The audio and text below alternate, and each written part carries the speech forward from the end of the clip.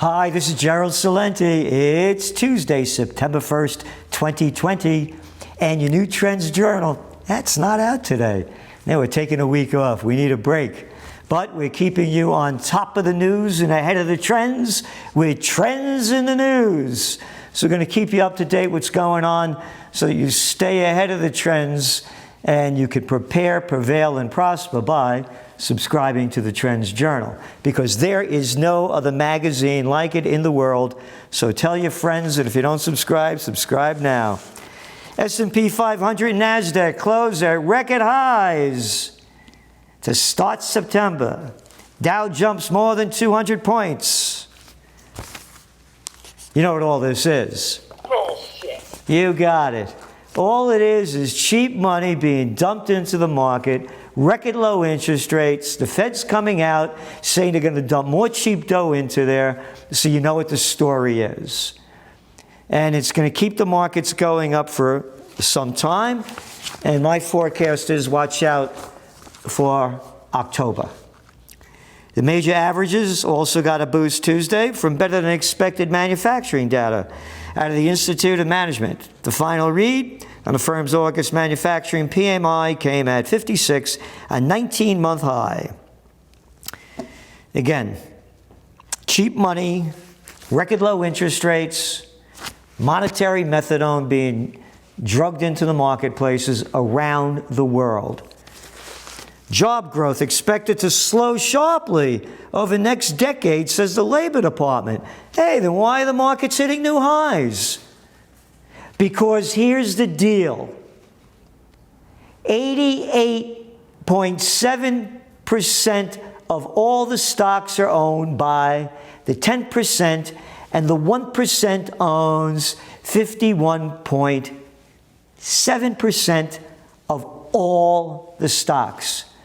The little people of Slavelandia working on the plantation, what they own adds up to nothing. So it's just the money junkies. It's one big club, as George Carlin said, and you ain't in it, and that's all they're doing. Yeah. Gold. Well, gold was down a little bit today, but still way up there. Why? Again, we were the first magazine, June 6th, 2019, to call the gold bull run. In the Trends Journal, June, when silver was $17.50 an ounce, we said it was going to spike. It spiked over $10 an ounce. Gold, when we said the gold bull run was $1,332. Why? Dollar under renewed pressure as euro briefly tops 120. Think about it. The euro's getting stronger.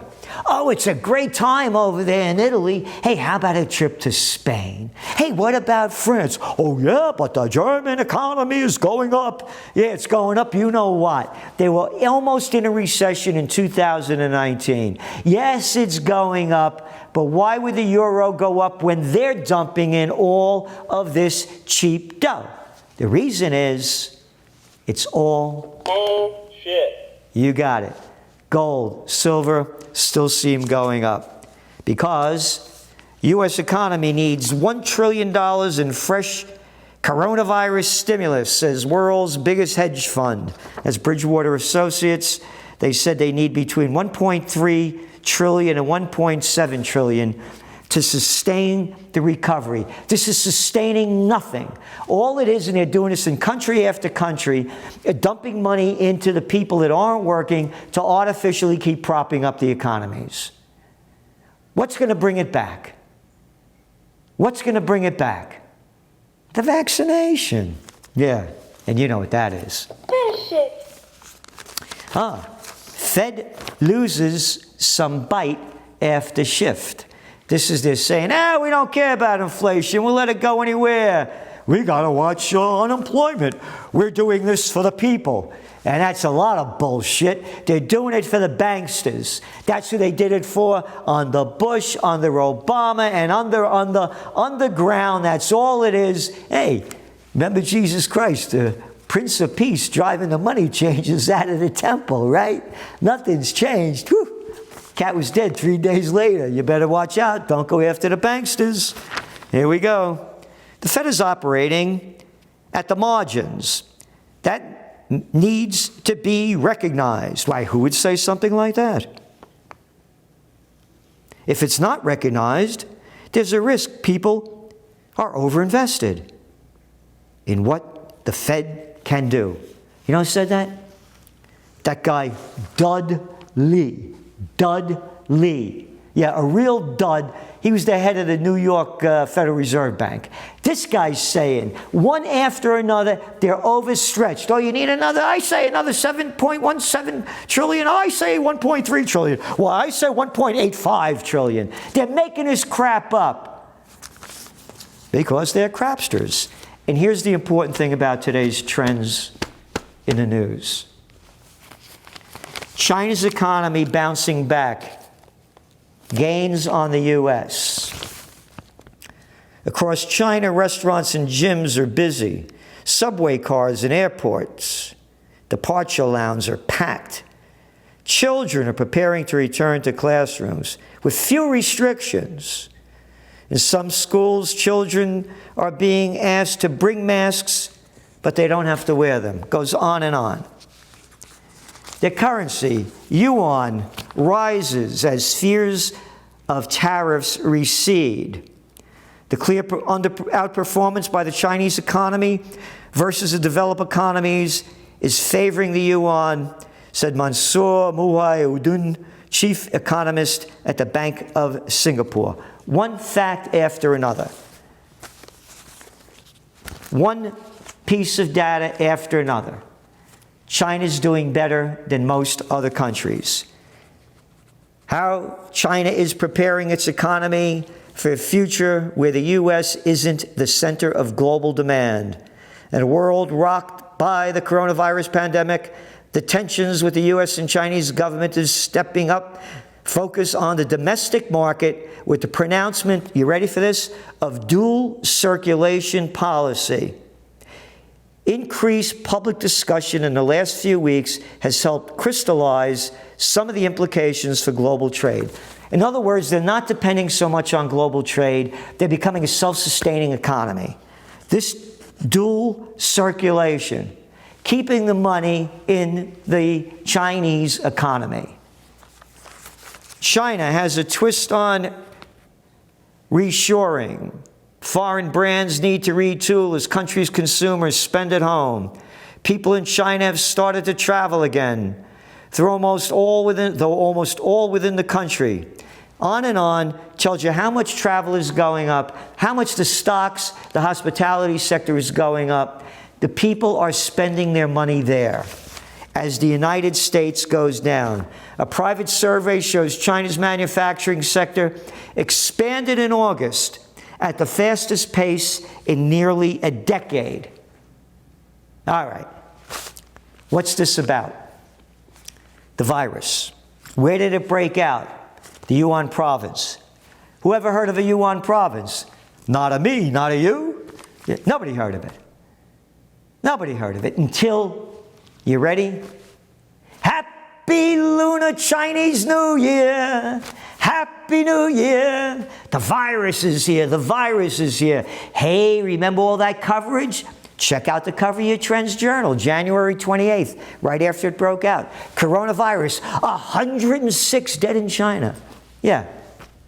1.4 billion still alive. 106 people dead in China. What the hell are you telling me this for? Over a couple of weeks? People are dying of air pollution. So that's why they made the masks. Because the air is so filthy. 1.5 million died of air pollution-related diseases last year. But we're going to shut down that Yunnan province. And we're going to build those hospitals. Remember showing? They did it in a week. They did it in a week. Showing you all the fear started spreading. And then what happened? Well, they started locking down one city after another. Hong Kong. That's right. They could not stop the protests in Hong Kong. I'm just giving you a tiny bit of what's going on in China with economic news. It's happy days are here again back there. People aren't worried about this thing.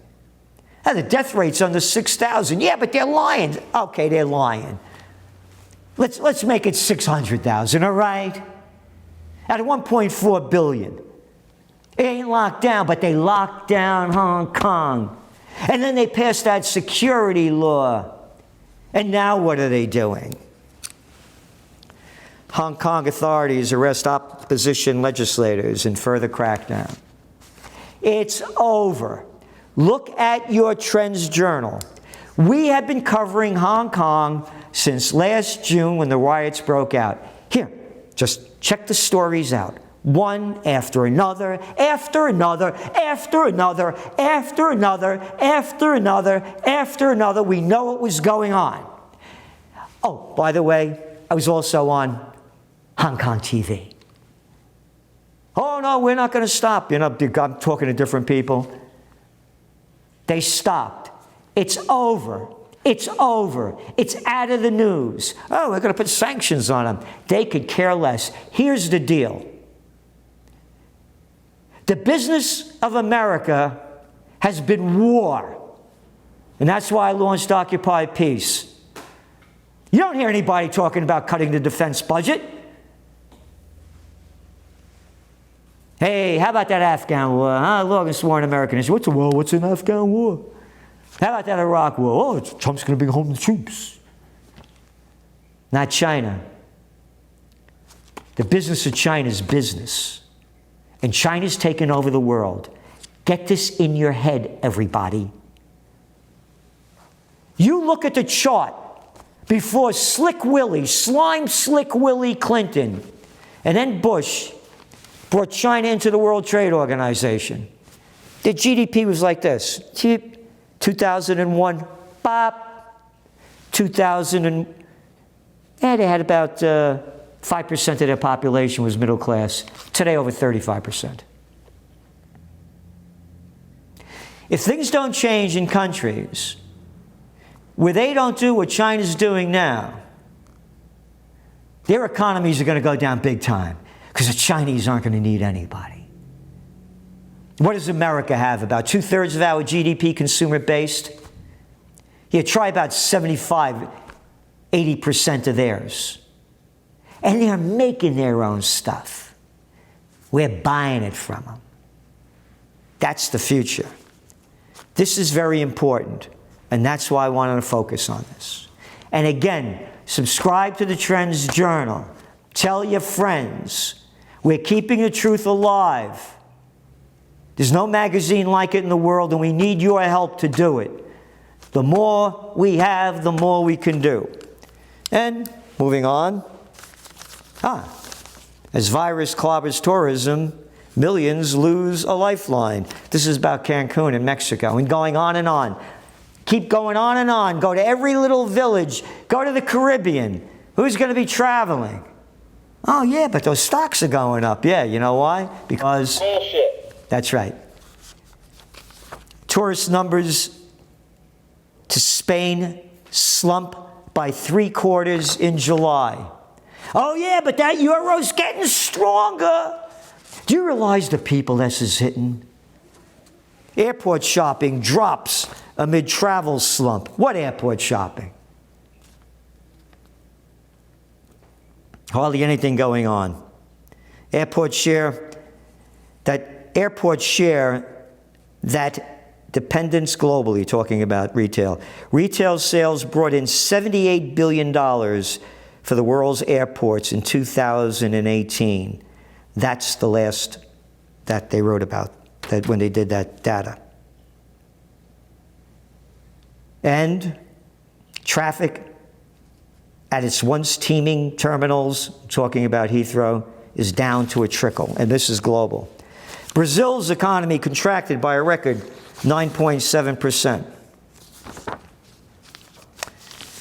It's one after another. India's economy shrinks at record pace. It'll come back. It'll come back. And I want to read you something. Again, that's what I do. I outline the salient points of stories. So India's economy shrinks at record pace. So here's a paragraph that I found very important. This is from the Wall Street Journal. India's lockdown, beginning in late March, was among the strictest in the world, shutting virtually every non-essential part of the economy. Yet it managed to only delay the virus's spread, which continues to crush economic activity. The lockdowns aren't working. No one talks about it. Hey, Governor Cuomo locked down New York and he got a big book deal. Oh, and he was a keynote speaker at the Democratic National Convention. What a great job I did. Oh yeah, how many people died in New York of the virus? Let's see. 33,000. How many died in India? 66,000. Oh yeah, twice as bad as New York. Wait a minute. They got 1.3 billion people. New York only has 19.5 million. 1.3 billion, 19.5 million. The lockdowns aren't working. And even Cuomo said that, oh, you don't understand. More people are going to the hospital that were staying at home than were going to work. That's when the virus was hitting. And what else do we have here? Layoffs resume as firms reassess outlook. Here. Fear in Europe as virus spikes in Spain again. Spain was already one of the hardest hit countries in Europe and now has some 440,000 cases and more than 29,000 deaths. 46.7 million people, 29,000 deaths, compared to New York, 19.5 million and 33,000 deaths. But nobody talks about that. And now, moving on to Australia. This is from Friday, or from Saturday. Victoria's death toll shows little signs of slowing, with 12 more fatalities on Friday. They were a man in his 70s, 2 women and 1 man in their 80s, and 5 women and 3 men in their 90s. All were linked to outbreaks in the state's aged care homes. That's who's dying. The facts are there. Again, we went over it and over it and over it. And now, of course, you know, and we'll write more about this, CDC says 94% of all Americans who have died of COVID-19 had at least one other underlying disease. Actually, on average, people who died of coronavirus had 2.6 additional underlying health conditions. So we're not saying that they didn't die of the virus, but they had these other serious underlying health conditions, so when you got the virus, it brought you down. Like obesity, and boy, you don't need a lot to bring that down because that's really top-heavy. And type 2 diabetes. Again, you got them right here. All the facts, but they keep selling fear. Remember the Trump acceptance speech in the White House? This was from the Toilet Paper Record, Saturday, August 29th. More than 1,500, most not wearing masks, attended President Trump's acceptance speech at the White House on Thursday night. It was a big thing. They didn't wear masks. How many died? Oh, you got the virus. When you get the virus, there's hardly any symptoms for most people. Was the recovery rate's like 99.5%? I had the rally over here on July 4th. Oh, you know, the one that they all went after me for? Oh, yeah, remember this headline in the paper, the local paper? Oh, virus going to spike. No, virus cases went down. And now I'll admit, I did this broadcast on July 3rd. Now I'm dead. I died right after I had the rally on July 4th with Judge Napolitano there and others. They're all fiction. We don't exist at all. We all died from the virus, from not wearing masks, over 250 people. All gone. Again, the people that are dying are going to die as something. because they're not healthy, and there's not one word by the prostitutes about whole health healing and building your immune system. Oh, and by the way, the first book I worked on was Natural Healing, and I have an honorary doctorate from the National University of Health Sciences. But we'll just stay with the fear. And then finally, Trump bets on law and order to swing voters. Here's my forecast. Here's my forecast. Subscribe to the Trends Journal and we'll tell you what it is. I'm only kidding. I'm not going to give it yet. You know why? The debates. Debates. This is going to be the presidential reality show of all times. Everyone's going to tune in this thing. Goofy against the Donald. Will Goofy be able to make it through without goofing up how many times? So it really depends on Goofy. And the Donald, he's in a losing situation right now. The debates are going to make the change, just like when I was a youth. The Kennedy-Nixon debate made the difference. This is Gerald Celente. That's some of today's Trends in the News. And please, subscribe to the Trends Journal. Renew your subscription. Tell your friends.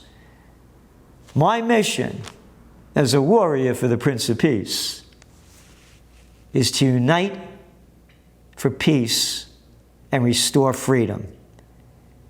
And we have to unite to do that. They're having rallies and protests all over the world, Germany, UK, France, against the robbing of freedom, but not here in America. The protests here are violent, and they're going to get worse unless we change the direction toward liberty, love, joy, and beauty. Thank you. The COVID-19 war has changed the world, but who's prepared?